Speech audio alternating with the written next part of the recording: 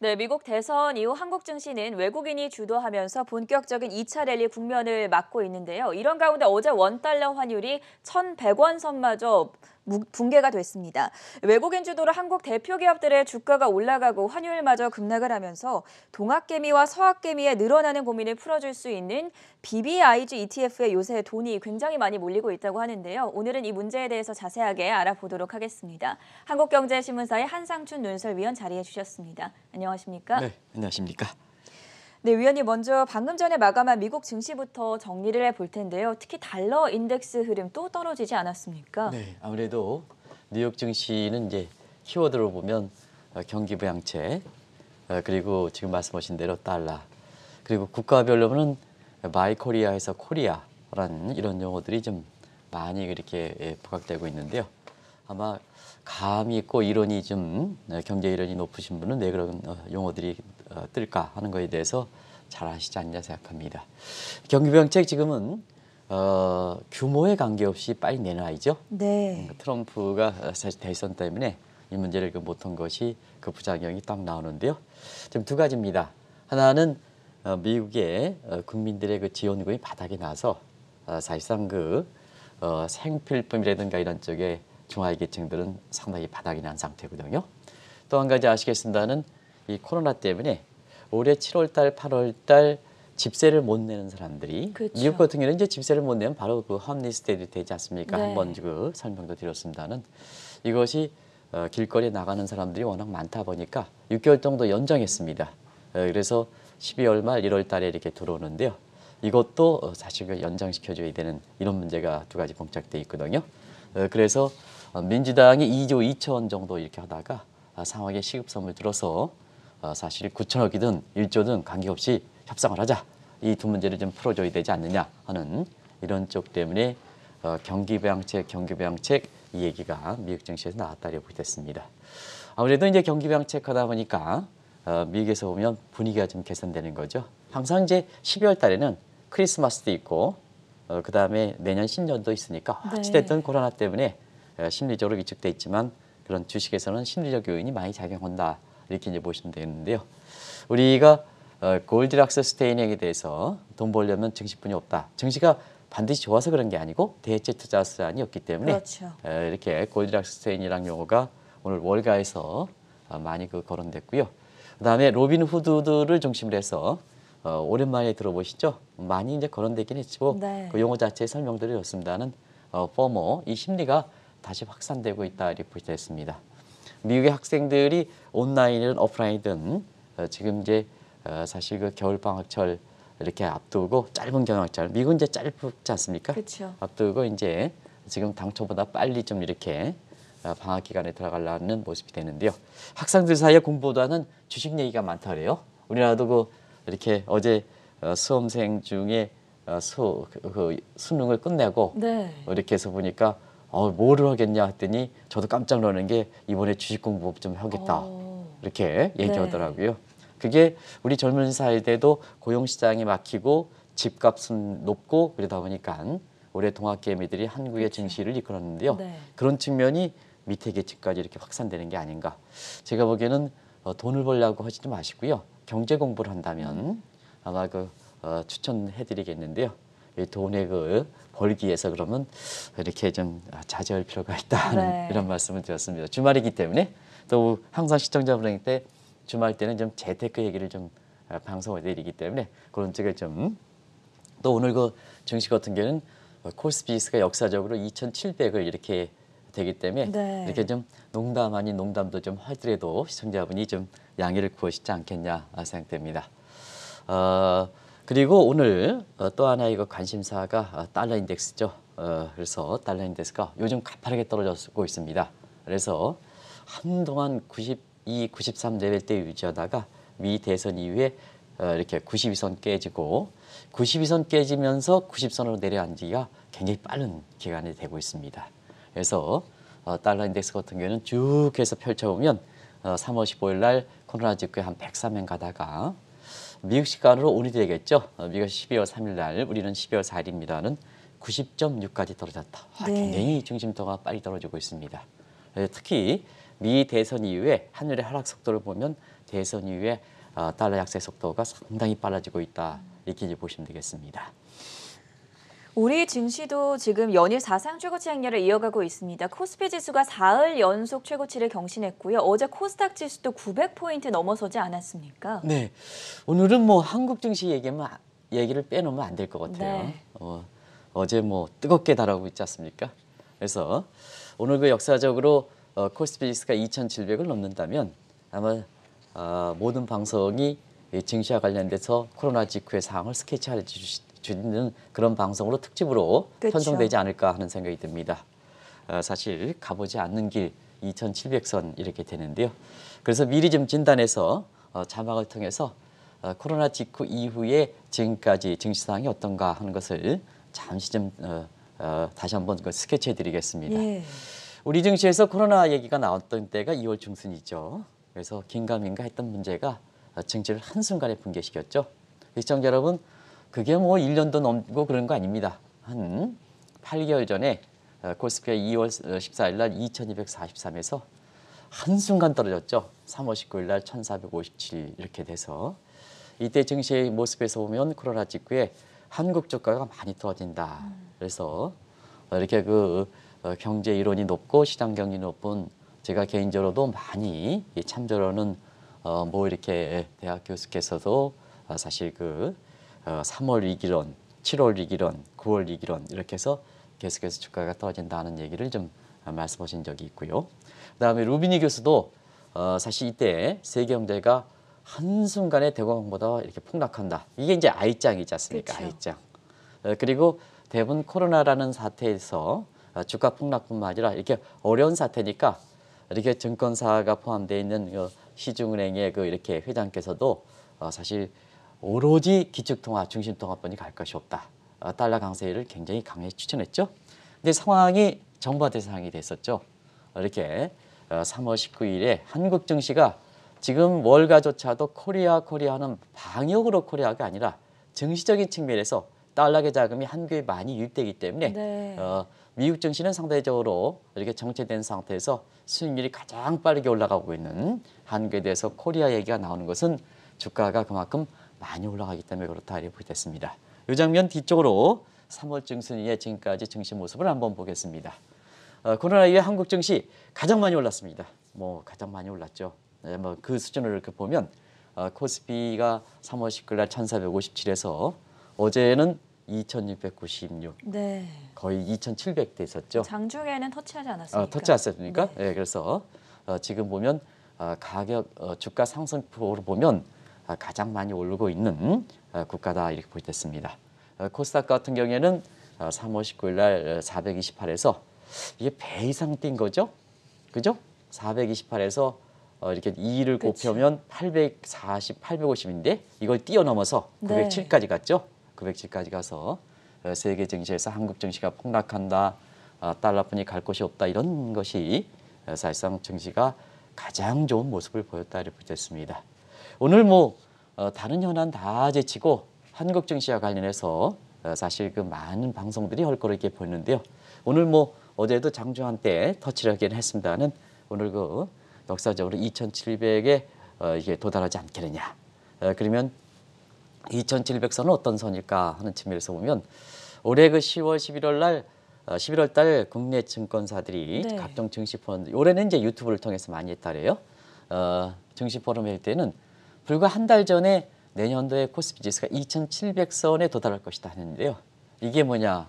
사실 내년도 오기 전에 오늘 아마 경우에 따라서는 2,700선 하기 때문에 또다시 오늘 코스피 지수가 2,700 도달하면 국내 다 그런 건 아닙니다는 국내 증권사의 주가 예측 문제 이런 문제에 대해서는 또 한 번 도마 위에 올릴 가능성이 높다 이렇게 보시면 되겠습니다.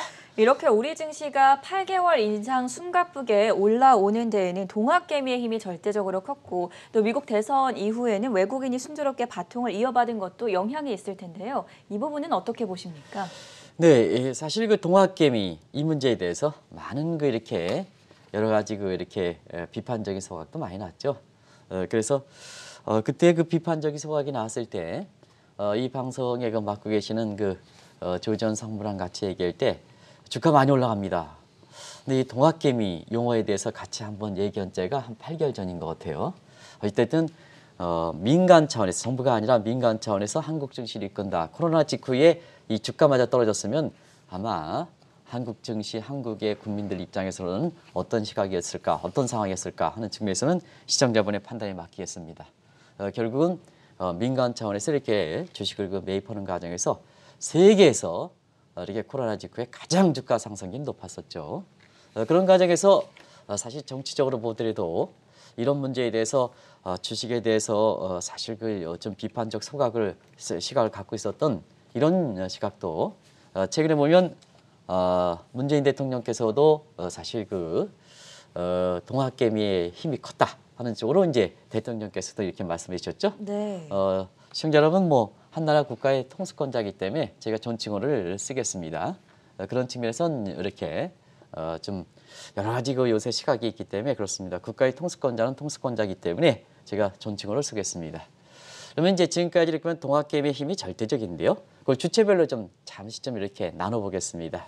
3월 이렇게 중순 이후에 미 대선까지를 1차 랠리라 하는데요. 이때는 뭐 동학개미 힘이 절대적으로 컸죠. 네. 그죠? 이때까지 이렇게 1차 랠리 기간에 동학개미들이 30조 이상 이렇게 코스피 시장만 순배세했죠.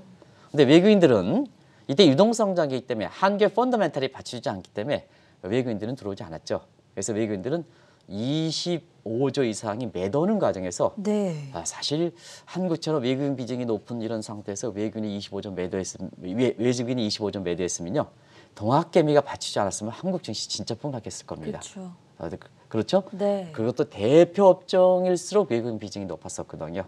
근데 이렇게 대표 업종에 이렇게 주가가 이렇게 매도했다면 굉장히 우리 주가가 폭락했다 이렇게 보실 수 있습니다. 근데 주가는 정반대로 올랐다 이렇게 보셨습니다.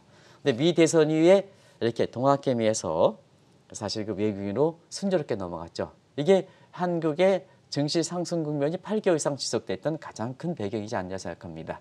결국은 시발점은 동학개미들이 시발점을 해주고 그다음에 미 대선 이후에 한국의 증시에서 비중이 높은 외국인들이 순조롭게 입하는 과정에서 한국의 코스피 시장이 한국의 증시가 한 8개월 이상 상승분이 지속되고 네. 상승률을 보면 세계에서 가장 높을 정도로 이렇게 됐다고 됐습니다. 그래서 미 대선 이후에는 이렇게 외국인들이 11월 말이죠. MSCI 조정 같은 다른 요인도 있긴 합니다는 이 조정의 사료에 2조 4천이 이렇게 매도했는데도 불구하고 그것까지 포함해서 미 대선 이후에 지금까지 이렇게 보면 외국인들이 5조 이상 순매수했다. 그러면 그때 2조 4천을 그렇게 매도했던 것을 그렇게 빼지 않는다면 약 7조 이상의 한국 주식을 매도했다. 거센 흐름이죠. 한 달 정도인데요. 미국의 대선이 11월 3일이니까 한국 일정으로 이렇게 보면 11월 4일이니까 오늘이 12월 4일이죠. 딱 한 달 만에 거래일 기준은 그보다 더 이렇게 축소되고 20일 정도뿐이 안 되는데 자 외국인들이 한 7조 이상 매수하고 2조 4천 뺀다면 5조 이상 매수한 것은 굉장히 속도상으로 보면 크다 이렇게 됐습니다. 근데 최근에 외국인들이 좀 다소 주춤하죠. 환율 문제 때문에. 네. 어제도 한 2천억 정도 이렇게 들어오긴 했습니다는 굉장히 과거에 3,500 일평균 3,500 비해서는 굉장히 매세가 둔화되는데요. 이달 들어서는 곰보스라든가 해서 한국 증시가 떨어지지 않느냐 하는데 주식이 계속 올라가니까 동학개미들이 다시 한국 주식을 매수하기 시작했죠. 그래서 지금은 쌍끌이 장세다 이렇게 얘기했는데요. 저는 뭐 이 편이 적당할지 모르겠습니다는 외국인들이 탁 해서 계속해서 사주고 네. 그다음에 뒤늦게 2차 랠리 국면에서는 곰보스 주가 하락에 베팅했던 이러한 동학개미들이 이렇게 다시 한번 주식 매수되면서 쌍끌이로 한국 주식을 코스닥 그다음에 코스피를 전부 끌어올린 상태에서 오늘 코스피가 이렇게 2,700에 도달할 가능성이 높지 않냐 이렇게 보고 있습니다. 네, 다시 한번 말씀을 드리겠지만 어제 코스피 지수가 장중 및 종가 기준 최고치로 2,696포인트에서 마무리가 됐고요. 오늘 역사적인 처음으로 2,700선 돌파를 목전에 앞두고 있다는 소식 다시 한번 전해드리겠습니다. 이렇게 미국 대선 이후에 외국인이 한국 주식을 집중적으로 매입함에 따라서 원달러 환율 1,100원 선마저 붕괴되지 않았습니까? 네, 1,100원이 무너졌죠, 어제. 네. 그래서 1,096원, 97원 정도 이렇게 가는데요. 1,000원대에 진입했죠. 뭐 시청자 여러분 아시겠습니다는 올해 7월 달에 올해 연내 원달러 환율이 1,100원 정도 이렇게 갑니다 할 때 달러 투자로부터 문매를 맞긴 했습니다는 결국은 1,100원에 무너졌습니다. 코로나 직후에 많은 사람들이 달러뿐이 갈 곳이 없다. 여기 이제 1,097원으로 내려간 것, 1,096원, 1,097원에 내려왔죠. 근데 코로나 직후에는 그렇지는 않았죠. 기축통화, 중심통화뿐이 갈 곳이 없다 하는 이런 그 금융사의 그 회장들의 이렇게 얘기들이 있으면서 이렇게 달러 투자하신 분이 많은데요. 공교롭게도 그새부터 환율이 줄기차게 떨어졌었습니다. 네. 그래서 원달러 환율도 주가와 마찬가지로, 왜냐하면 주가가 상승했으니까 환율이 떨어지겠죠. 이렇게 해서 맞춰서 한번 보면 코로나 직후가 일반적으로 그때 원달러 환율이 1,285원이었는데요. 1,300원, 1,500원까지 얘기가 나왔었죠. 달러 사라 했는데 어제는 1,096원이었다. 완전히 정반대로 움직였다. 네. 그래서 8개월 만에 달러당 189원이 되기 때문에 굉장히 그랬습니다. 그래서 어제 그 1,100원이 무너지면서 제가 개인적으로 환율을 좀 오랫동안 담당한다는 것을 시청자분들 다 아시기 때문에 어제 좀 시중은행의 객장을 한번 이렇게 가봤습니다. 이 문제 가지고 네. 이렇게 96원, 97원 떨어져서 객장을 가다 보니까 이 문제 가지고 고객의 거센 항의가 있다 하더라고요. 그래서 굉장히 거칠게 항의를 하시더라고요. 근데 당시에 이렇게 뭐 물어보지는 못했고요. 은행 PB들과 이렇게 얘기하는 걸 이렇게 보면 이게 고객님이 이렇게 연세가 들으시는 고객분이 네. 생각한 게 당신이 코로나 직후에 주식이 떨어지고 주식 대신해서 달러를 추천하지 않았느냐 하는 이런 시각이었었거든요. 근데 실제로 보면 지금까지 말씀드렸다시피 한국 증시가 떨어진다는 한국 증시가 가장 많이 올랐고 그렇죠. 그다음에 유일하게 기축통화뿐이 갈 곳이 없다 했던 것이 가장 많이 떨어지고 네, 모든 달러가- 자산에서 가장 많이 떨어졌지 않습니까? 지금 네. 달러당 189원이 떨어졌으니까요. 그러다 보니까 사실 이렇게 정반대 움직임을 하는 상태에서 그 은행 PB의 권유를 받았던 투자자, 뭐 투자자라고 할 건 없이 이렇게 은행의 그 거래 고객 입장에서는 굉장히 거세게 항의할 수밖에 없었던 이런 상황이지 않냐 생각합니다. 한 가지 최근에 보면 미 대선 이후에 사실 원달러 환율 하락 속도가 더 빠르지 않습니까? 아까 미국의 그 주요 통화에 대한 6개 통화에 대한 달러 가치가 인덱스가 금년 대선 이후에 빨리 떨어지는 것과 마찬가지로 네. 지금은 원달러 환율이 달러 인덱스의 하락 속도보다 더 많이 떨어지고 있습니다. 왜 그럴까 하는 측면에서는 중개 위안화 절상 요인이 있거든요. 그래서 미국의 달러 약세 요인 나중에 말씀드리겠습니다는 네. 중국 경제가 지금 강하게 회복되면서 그렇죠. 위안화가 평가 절상되니까 우리와 동저에서 0.7 되는 상태에서 원달러 환율이 빠르게 떨어지고 원달러 환율이 빠르게 떨어지니까 외국 자본이 한차게 생겨서 들어오는 거고 외국 기업이 한차게 들어오면 한국을 사는 게 때 대표 기업. 그래서 우리가 얘기하는 대표 기업 압축형 BBIG ETF 상품이 요새 돈이 가장 많이 들어가는 이런 쪽에 이렇게 모습을 보이는 것이 아닌가 생각합니다. 자세하게 설명드리겠습니다. 미국 대선 이후에 원달러 환율 하락세가 이렇게 빨라지는 건 바이든 당선에서 이유를 찾아볼 수 있다고 들었는데 이 내용은 어떤 내용입니까? 네, 코로나 직후에 지금까지 네. 추세적으로 달러가 약세 그리고 원달러 환율이 떨어졌으니까 원화가 강세됐으니까 그때부터 요인별로 우리 증시의 이렇게 사실 그 주체 세력과 함께 한번 볼게요. 코로나 직후에 외국 자본이 25조 매도하는 속에서도 원달러 환율이 떨어졌다는 것은 이건 굉장히 크거든요. 예. 그러면 외국인들이 매도했으면 원달러 환율이 올라가야 되지 않습니까? 달러 강세가 되지 않습니까? 근데 사실상 뭐냐 이렇게 줄기차게 원달러 환율이 떨어졌다는 것은 결국 우리 요인보다도 미국 측 요인이 강했다 이렇게 됐습니다. 항상 네. 이 말씀을 드리죠. 미국의 달러 약세 요인이 많다 이렇게 보겠습니다. 자, 그런 과정에서 미국의 달러 가치는 머큐리 요인과 마스 요인에서 결정된다는 것은 뭐 시청자 여러분이 잘 아실 거로 생각하는데요. 미국 경기 어렵죠. 경제 충격이 가장 컸었죠. 네. 코로나 사태에서 경제 충격이 가장 컸지 않습니까? 그렇죠. 그러니까 달러 약세되는 거죠. 그리고 제로금리 그래서 2023년까지 간다. 이게 이제 마스 요인, 머큐리 요인이죠. 그리고 마스 요인은 지금 트럼프도 이렇게 달러 관련해서 정책 요인이 오락가락했었고 그다음에 미국의 대선 이후에 달러 인덱스 하락 속도가 굉장히 빨라지고 원달러 환율 하락 속도도 굉장히 빨라지는 건 뭐냐? 지금의 바이든과 앨런과 파월 시대에서는 약달러 기조. 그래서 이것을 선호한다는 입장이기 때문에 지금 달러 인덱스가 굉장히 많이 떨어지는 이런 상황이다 이렇게 됐습니다. 그리고 우리 같은 경우에는 원달러 환율이 달러 인덱스보다 더 많이 떨어진 것은 아무래도 코로나 이후에 중국 경제가 가장 부상해서 그렇다 이렇게 예. 됐습니다. 그래서 위안화 절상이다 보니까 한국의 원화 절상 이런 쪽에서 원달러 환율을 떨어지는 모습이 된다 이렇게 보겠습니다. 이 요인은 뭐 시청자 여러분이 잘 아시겠죠? 근데 12월 달 들어서 11월 말 이후에 중국에 대해서 내년도의 성장률이 심상치 않은 것 같습니다. 일단은 올해 1분기서부터 중국 경제가 강하게 V자 반등한다는 것은 시청자 여러분께 전해드렸습니다. 이것이 환율 하락, 원달러 환율 하락, 원화 강세 요인으로 작용하고 있다 하는 것은 말씀드렸었는데요. 그 요인이 1분기에 마이너스 6.8, 2분기에는 플러스 3.2, 3분기에 플러스 4.9. 그래서 4분기는 내년 1월 달에 발표하는데요. 지금 6%대로 해서 네. 이렇게 되고 있습니다. 물론 이제 중국이 올해 들어서는 양에 대해 때 목표 성장률을 설정하지 않았기 때문에 이전에 본다면 5에서 5.5% 이렇게 되면 4분기 성장률이 6%대 나오면 이것보다 초월한다 이렇게 됐습니다.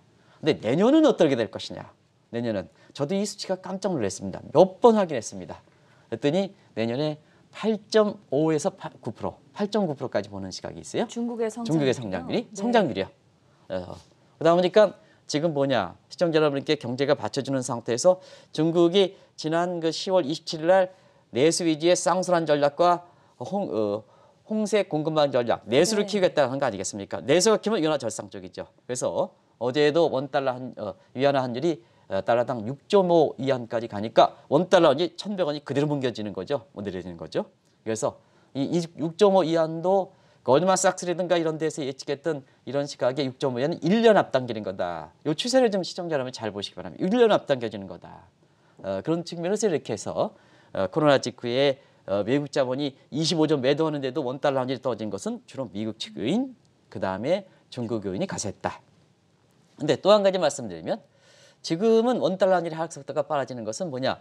자, 외국인들이 한국에 이제 한국을 사기 위해서 들어온다는 얘기입니다. 네. 그래서 국내 증시에 외국인들이 들어오다 보니까 결과적으로 보면 우리 내부적 요인도 여기 가세되고 있다 이렇게 됐습니다. 그래서 세 가지 요인이 복합된 상태에서 환율이 떨어지기 때문에 사실 이것이 환율 떨어지면 일석기석 지표상 올라간다. 자, 미 대선 전에도 환율이 뭐냐 이렇게 떨어지니까 이렇게 떨어질 때 환율 잡으세요. 달러 잡으세요. 미국 주식 잡으세요. 이렇게 해서 미국 주식이 그때 당시에 기술주가 좀 떨어지다 보니까 차렉피킹에서 그렇게 권유하지만 사실상은 원달러 환율이 떨어지고 미국 기술주가 그렇게 많이 올라가지 않은 상태에서 한국 주식에 산 사람들이 굉장히 강하게 부각되는 것도 바로 그런 측면이다 이렇게 보겠습니다.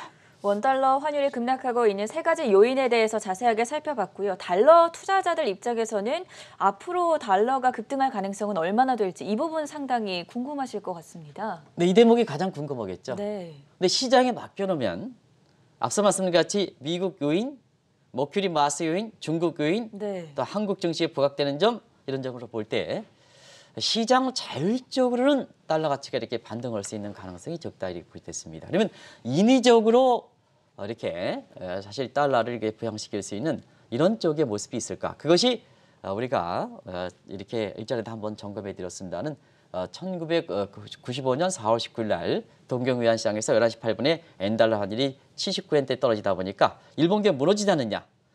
그 시장에 맡겨놓으면 계속해서 일본은 경제가 어려울수록 엔화가 강세되는 엔코의 저주가 걸리니까 이거 맡겨놓으면 일본계 무너진다 하는 측면에서 선진국들이 달러 가치를 부양했던 인위적으로 부양했던 역프라자 합의 네. 그리고 그거에 의해서 나왔던 게 루빈 독트린입니다. 루빈 독트린. 근데 지금은 사실 제2의 루빈 독트린 얘기가 나오고 있습니다는 일전에 한번 말씀드렸다시피 지금과 자 1995년 상황과 지금과의 상황은 25년 뒤의 상황은 다르지 않느냐. 그때는 일본과의 무역 적자의 문제가 미국이다. 네. 그럼 일본은 말을 듣기가 좋다. 그리고 1990년 엔화 강세에 의해서 한 번 정도 국제사회에서 본인 자신들이 희생을 해줬다.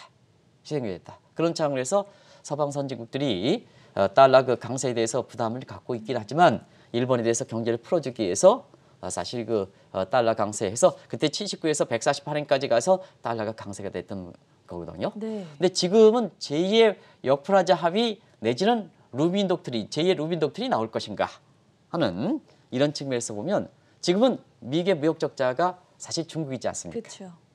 지금 중국 같은 경우에는 오늘 사실은 이게 재테크 방송을 하지 않는다면 주말에 제가 재테크 방송을 하고 있습니다는 재테크 방송을 하지 않는다면 이 미국의 권력 교체기에 중국이 굉장히 세게 사실 그 미국에 대해서 반응하는 입장이거든요. 네. 그래서 미국 입장에서도 지금 오늘 한수상 국장이 그런 소식을 전해주더라고요.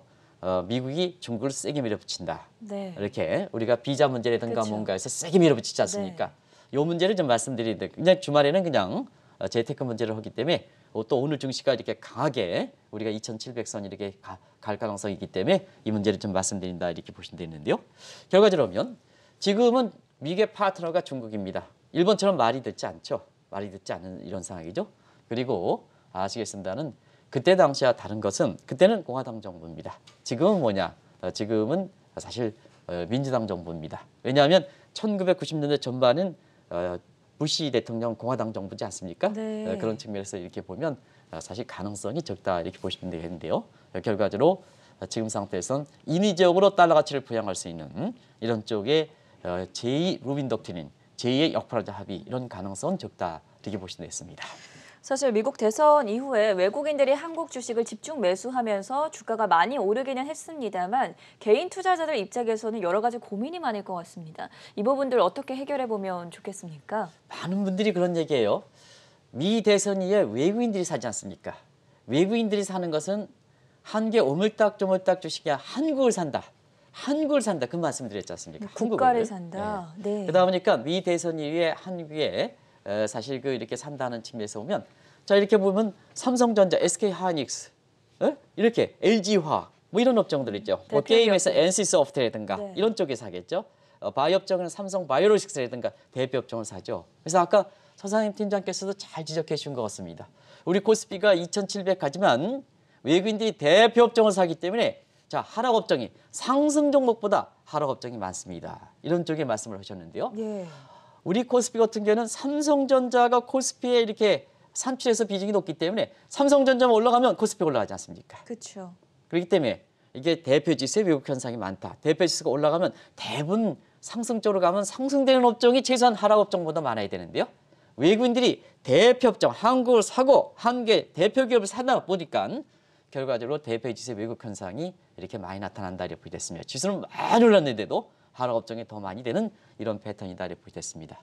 그러면 이제 동학개미들 입장에서는 전앵커도 한번 보시기 바랍니다. 이 외국인들이 대표 업종을 중심으로 주가가 쭉 끌어올리니까 동학개미 입장에서는 어떠냐? 대표 업종들은 주가 수준이 높지 않습니까? 그렇죠. 들어가기가 좀 높죠. 어렵죠. 네. 그래서 동학개미들이 다 그런 건 아닙니다만 평균적으로 갖고 있는 이렇게 그 주식 투자하는 물량들이 대부분 다 1,000만 원에서 2,000만 원 이하거든요.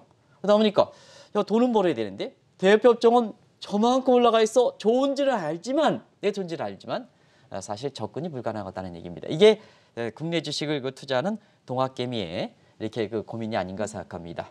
또 한 가지는 사실 서학개미들도 지금 뭐냐 미국 주식을 많이 샀지만 네. 미국 주식 어떤 경우는 이전에 말씀드렸던 나싱버거 아닙니까? 주가는 올라가는데 환율이 이렇게 떨어지니까 들어오는 게 없지 않습니까? 수수료 빼, 환차손 빼 들어오는 게 없지 않습니까? 네. 나싱버거 이렇게 되지 않습니까?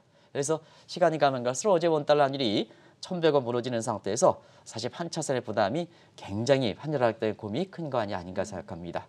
이런 과정에서 자 외국인들이 한번 보세요. 외국인들이 한국 주식을 사는데 자 한국을 사니까 장세가 유동성 장세보다는 펀더멘탈 장세를 바뀌는 거죠. 네. 그리고 사는 업종들이 대부분 다 어떠냐 하면 언택에서 컨택 업종으로 바뀌는 거죠. 그리고 바이든이 이렇게 당선됨에 따라서 그동안은 코로나 진단과 관련된 이렇게 바이든 바이오 업종에서 네. 지금 바이든과 관련된 내추럴이라든가 자연이라든가 그다음 인바이러먼트라든가 그다음에 사실 그 소셜 밸류 같은 이런 쪽 관련된 이렇게 업종들이 떠나지 않습니까? 그러다 보니까 여기에 딱 해서 이렇게 보면 대표 업종 등에 배터리라든가 아니면 바이오라든가 인터넷 같은 IT 업종이라든가 그리고 게임 같은 이런 쪽에 대표 업종을 이렇게 산다는 얘기거든요. 그래서 업종별로 보면 이러한 BBIG다 해서 현 정부가 이렇게 예산표에서 K 뉴딜 할 때 BBIG 같은 이런 쪽의 대표 업종들이 결과적으로 보면 외국인들이 사는 거다 이렇게 보시면 됐습니다. 외국인들이 사기 때문에 지금의 한국 증시 모습에서 보면 서학개미들은 미국 주식 산 때 환차선 때문에 나싱버거 우리가 이렇게 내가 얘기하면 이렇게 어감이 이상한데요. 전세 앵커가 이렇게 얘기하면 어감이 괜찮다고 시청자분이 그렇게 얘기하는 네. 사람이 있어요. 공갈빵이다. 진실빵과 공갈빵 공갈빵 이렇게 말씀해 얘기했죠. 주셨죠. 그래서 근데 사실 그 이렇게 그런 공갈빵의 대기는 그게 가장 큰 게 환차선 아니겠습니까? 그죠? 네. 근데 한국 같은 경우는 동학개미들도 주식이 좋은 건 좋지만 외국 업체들이 주도하는 상태에서 한국의 BBI와 관련된 대표 업종을 사니까 이미 주가 수준이 높으니까 접근이 1,000만 원, 2,000만 원에서 접근이 어려운 거 아니겠습니까? 네. 이래서 주가는 올라가지만 미국 주식도 그렇고 한국 주식도 그렇고 주가가 올라가지만 동학개미라든가 서학개미의 고민이 굉장히 크다는 것도 지금의 증시에서 이렇게 보면은 하나의 특이한 현상이 아닌가 생각합니다. 방금 살짝 힌트를 주시기는 했지만 그런 고민을 풀어줄 수 있는 대안 상품에 대해서 다시 한번 좀 설명 부탁드릴게요.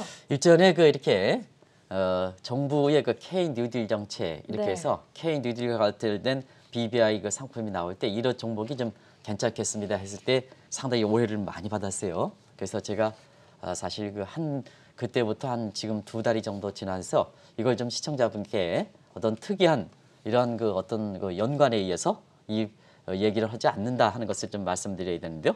지금 보면 동학개미와 서학개미들의 고민을 푸는 과정에서 BBIG ETF 상품이 굉장히 대안으로 떠오르고 있다 합니다. 아마 그때 당시에 이 자금해서 일부 회사 같은 경우는 지금 뭐 6천억 이상 보였다 그래요. 단일 상품으로는 가장 많이 몰린다 그래요. 네. 그런 상품에서 그러다 보니까 이제 유사 상품들이 많이 나오고 있는 이런 상황에서 이 BBIG ETF 상품 같은 경우가 지금 하나의 그 금융 상품으로는 개별 종목 투자의 한계성을 극복하고 고민을 극복하는 측면에서 대안으로 이렇게 떠오르는 상황이 지금이 아닌가 하는 이런 생각이 드는데요. 자연스럽게 지금도 설명했지 않습니까? 한국의 대표 기업만 외국인들이 사니까 이 BBIG ETF 상품은 한국의 대표 기업의 압축형 태망 상품이지 않습니까? 예. 그러다 보니까 자연스럽게 외국인이 한국의 주식을 사면서 수익률이 급상승하는 모습이 지금 보인다 이렇게 됐습니다. 자, 앞으로는 어떻게 될까 하는 것을 좀 말씀드릴게요. 앞으로는 뭐냐? 바이든 포스트 코로나 시대입니다. 우리가 보면 자 앞으로 정권 교체는 트럼프에서 바이든 시대가 되고 그다음에 백신이 되니까 코로나에서 포스트 코로나 시대를 가는 거죠. 앞으로 그렇습니다. 그러다 보니까 글로벌 자금일수록 바이든 생을 다자체로 복귀 그다음에 포스트 코로나에서는 백신이니까 상품에 해서 거기에 연결고리가 형성돼 세계 교역 증가돼 세계 교역 증가되니까 결국 월가조차도 지금 뭐냐 달러와 그다음에 미국의 경기 부양 얘기 함께 한국의 코리아가 이렇게 되는 것이 바로 여기 있습니다. 네. 바이코리아 오늘 한국경제TV 밑에 자막을 통해서 바이코리아에서 이렇게 나갑니다. 바이코리아 오랜만에 들어보시죠? 1990년대 후반에 바이코리아 펀드에 의해서 바이코리아에서 이게 바이코리아가 월가에서 등장하고 있다 이렇게 됐습니다. 결과적으로 보면 앞으로 포스트 코로나 시대, 그 다음에 바이든 시대면 세계 교역이 증가해서 세계 경제 성장이 된다면 중국과 한국과 같은 수출 지향적 국가가 된다. 그러다 보니까 자 외국인들이 자 이렇게 BBIG에 속해 있던 대표 업종들 계속해서 살 가능성이 높지 않느냐 이렇게 보고 네. 있습니다. 그리고 또 한 가지는 내년도에 문재인 정부가 사실 그 558조 슈퍼 예산을 편성하고 있습니다. 그렇죠. 편성하고 있습니다. 이 내용에 있어서는 너무 좀 증세라든가 그다음에 그 적자 국채 후손 세대에 물려주는 이런 식으로 방식으로 하면 안 되겠는데요. 어쨌든 슈퍼 예산 558조. 우리나라 예산이 진짜 558조입니다. 우리 국민의 그 이렇게 1인당 GDP라든가 우리의 GDP를 보면 이거 558조 감내할 수준이 있느냐 하는데 홍남구청님께서는 감내할 수 있다 하니까 일단 믿어보는 것도 좋을 것 같습니다. 근데 이거 어디에 뜨느냐? 대부분 K 뉴딜 업종에 집중합니다. K 뉴딜 업종, 네. 이 BBIG 업종이죠. 그렇죠. 그래서 외국인과 내년도에 정부의 집권 마지막 후반기에 이렇게 그 슈퍼 예산 편성해서 이런 K 뉴딜 업종 같은 BBI 업종의 집중적인 투자 대상으로 이렇게 보면 왜 외국인들이 한국 주식에 한국의 BBI 관련된 대표 주식을 사는지 그리고 이런 대표 주식을 살 때 주가가 높아질 때 사실 그 개별 종목하는 동학개미 입장에서는 사실 그 1,000만 원, 2,000만 원 가지고 이 주가를 그 주식을 접근하지 못한다면 외국인을 쫓아가지 못한다면 밑에 업종을 살 수밖에 밑에 업종은 위험하지 않습니까? 네. 그러면 그 길을 타야 되지 않습니까? 그렇죠. 그리고 서학개미들도 환율에 대한 부담을 줄여야 되지 않습니까? 그래서 이렇게 이런 금융 상품에 투자하는 것도 BBI ETF 같은 한국의 대표 기업을 압축하는 외국인들이 사는 대표 기업을 압축하는 BBI ETF가 상품도 하나의 지금의 서학개미와 동학개미를 이렇게 고민을 풀어줄 수 있다는 측면에서 한번 재테크에 이렇게 대안으로서 한번 생각해 볼 대목이 있는 게 아닌가 생각합니다. 네, 연일 상승하고 있는 주식시장을 들여다보면 한편으로 기쁘면서도 다른 한편으로는 조금 걱정이 되는 것도 사실입니다. 이런 상황에서 어떤 인사이트를 가지고 투자 전략 세워보면 좋을지 도움 말씀 들어봤고요. 지금까지 한국경제신문사의 한상춘 논설위원과 함께했습니다. 말씀 대단히 고맙습니다. 네, 고맙습니다.